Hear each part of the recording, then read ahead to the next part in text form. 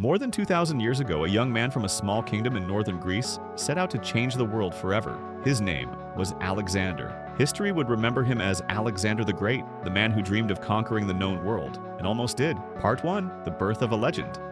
Alexander was born in 356 BCE in Pella, the capital of Macedonia. His father, King Philip II, was a strong and ambitious ruler who had united the Greek city-states under Macedonian rule. His mother, Olympias, was a proud and spiritual woman who often told young Alexander that he was descended from the gods themselves, from Zeus, the king of all gods. From childhood, Alexander was no ordinary boy. He showed intelligence, courage, and a burning curiosity about the world. At just 13 years old, he was tutored by the famous philosopher Aristotle, who taught him science, philosophy, medicine, and the love for knowledge. Under Aristotle, Alexander learned that greatness came not only from power, but from understanding. Part 2, The Making of a Warrior. Alexander's training wasn't limited to books. His father made sure he became a warrior as well. He was taught how to ride, fight, and lead men. There's a famous story. When Alexander was just a boy, he tamed a wild horse named Bucephalus, the very horse everyone thought was impossible to control. Philip watched and said, "My son, seek a kingdom worthy of yourself, for Macedonia is too small for you." And Alexander never forgot those words. By the age of 16, he was already leading troops into battle. At 18, he fought beside his father in the Battle of Chaeronea, where the Macedonian army crushed the Greeks. Alexander commanded the left wing, and it was his daring move that turned the tide of victory. Part 3, A King at 20.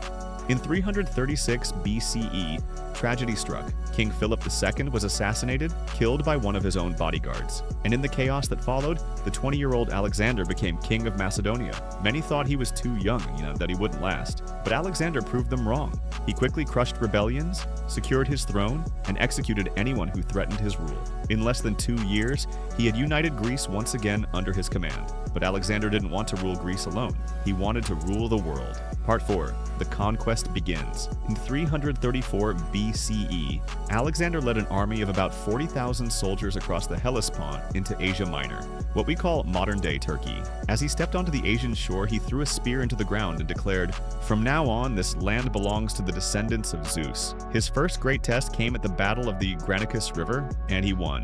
Then he defeated the mighty Persian Empire, ruled by King Darius III, at the Battle of Issus. Everywhere Alexander went, he was unstoppable. His strategy, speed, and courage made him a legend among his men. Part 5, The Fall of Persia. The Persian Empire was the greatest in the world, stretching from Egypt to India. But Alexander's ambition knew no limits. In 332 BCE, he conquered Egypt, where the people welcomed him as a liberator. There, he founded a great city, Alexandria, which became a center of learning and culture for centuries to come.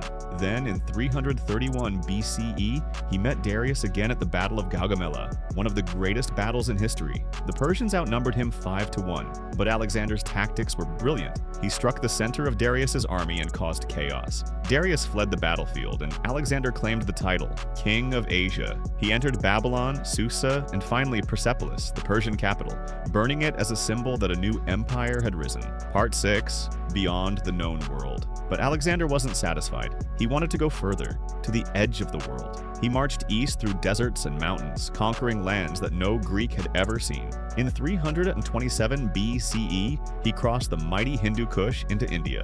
There he faced King Porus at the Battle of the Hydaspes River, one of his toughest fights. The Indians fought bravely with elephants and archers. Even though Alexander won, he admired Porus so much that he made him his ally. But his army had had enough. After years of war, they refused to go further. They wanted to return home. So Alexander turned back, his dream of conquering the ends of the earth unfinished. Part 7, The Final Journey. On the way back, Alexander's army suffered terrible losses crossing the Gedrosian Desert. Heat, thirst, and exhaustion took thousands of lives. But even then, Alexander shared the pain of his soldiers, refusing to drink when they could not. Finally, he reached Babylon in 323 BCE. He was just 32 years old and master of an empire that stretched from Greece to Egypt and India, the largest the world had ever seen. But fate had other plans. Suddenly, he fell ill, some say from fever, others from poison, and within days, the conqueror of the world was gone. Part 8, The Legacy of Alexander. After his death, his empire shattered. His generals, known as the Diadochi, fought for power, and divided his lands among themselves. But Alexander's name lived on. He spread Greek culture, language, and ideas across continents, creating what we now call the Hellenistic world. Cities like Alexandria became symbols of learning, science, and art. He changed the course of history in uniting East and West for the first time. Even today, more than 2,000 years later, his name stands as a symbol of ambition, courage, and destiny. Part 9. The Empire Without a King.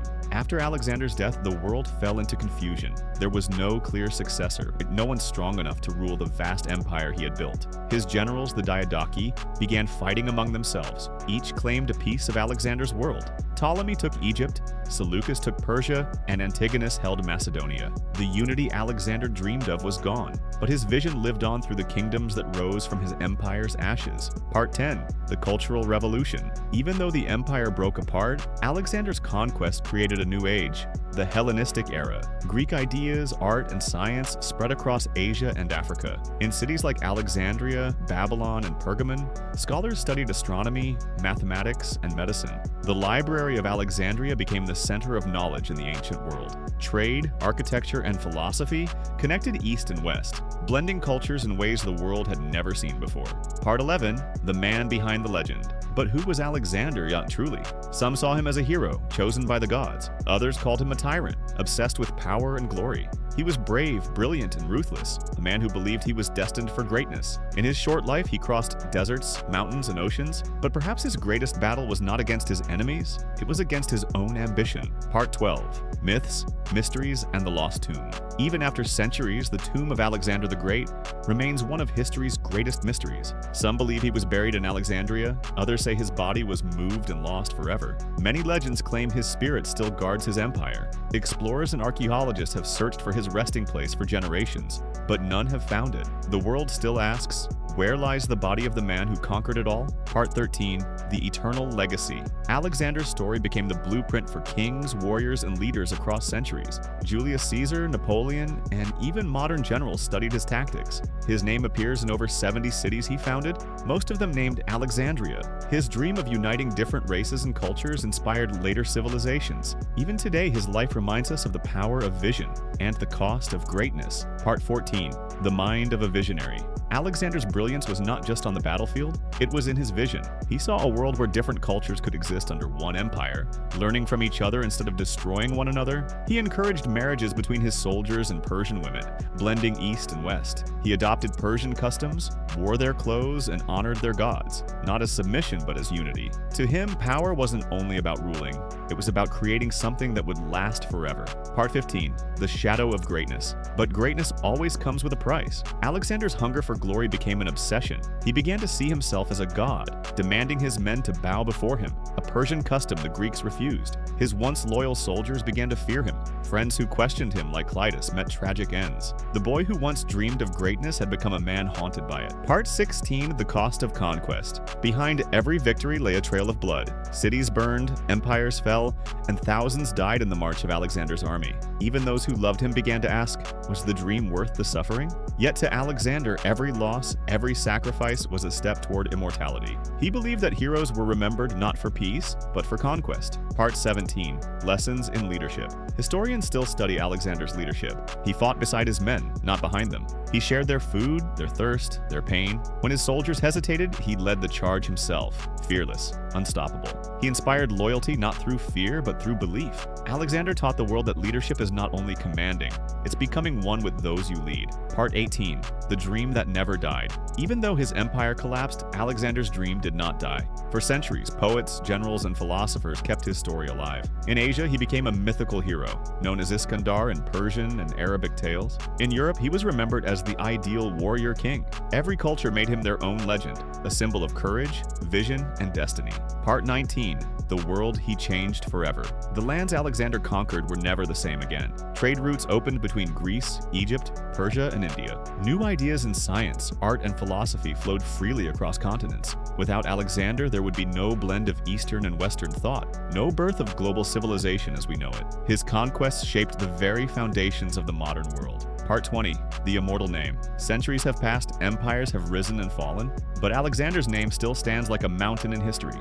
No map can contain his legend, and no grave can hold his story. He lived only 32 years, yet achieved what most cannot in 100 lifetimes. He once said, "I would rather live a short life of glory than a long one of obscurity." And he did. For as long as men speak of courage and ambition, they will speak of Alexander the Great, the conqueror of the world, the echo of eternity. More than 2,000 years have passed. Kingdoms have vanished, empires have turned to dust, but the name Alexander still whispers through the corridors of time. He lived with fire in his heart and a sword in his hand, a boy who refused to be ordinary, a man who saw the world not as it was, but as it could be.